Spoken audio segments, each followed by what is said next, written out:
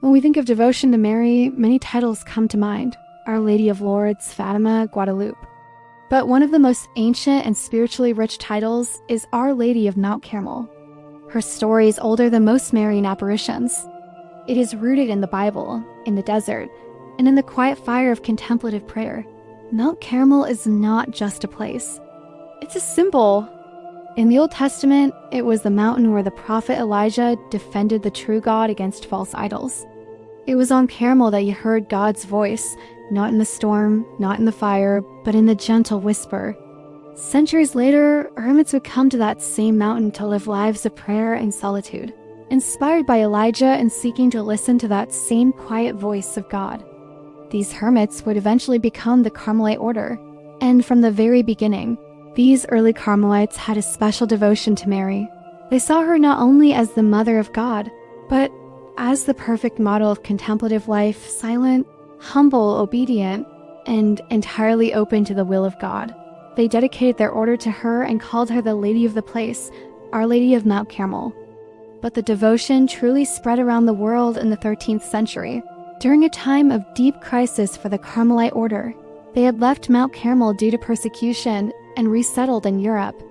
Their way of life was misunderstood, their survival uncertain.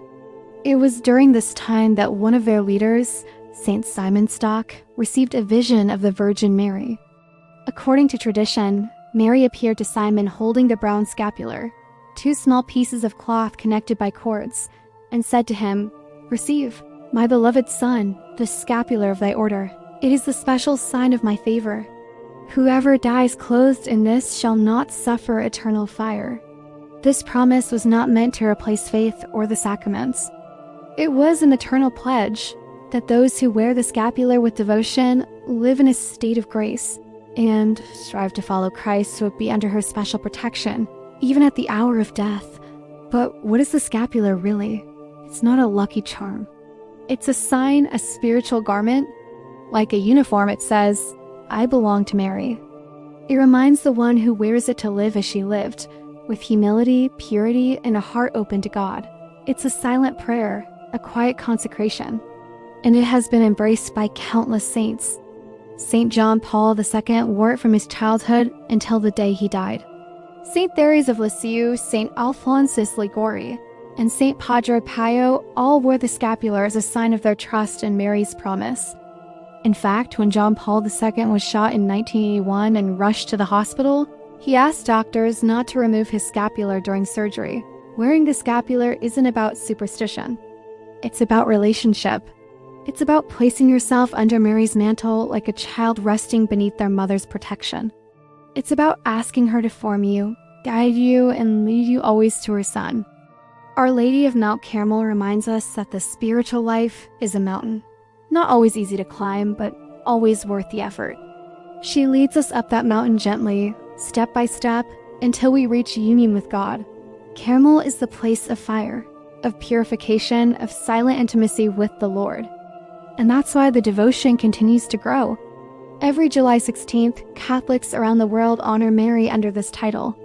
Many are enrolled in the scapular, committing to live a Marian life, a life of prayer, sacrifice, and trust. And many more are discovering the richness of Carmelite spirituality, a call to interior silence, to deep prayer, to loving God for his own sake. Our world is noisy, frantic, and full of distractions. But Our Lady of Mount Carmel invites us to something different, to interior stillness, to spiritual depth, to a relationship with God that is not based on emotion, but on trust and surrender. In a time where people seek meaning in all the wrong places, she calls us back to the essentials, to Christ, to prayer, to love. She is not only our mother, she is our teacher, our model, our refuge. So what can we do? Start by turning to her with a simple prayer. If you feel drawn, consider being enrolled in the Brown Scapular through a priest.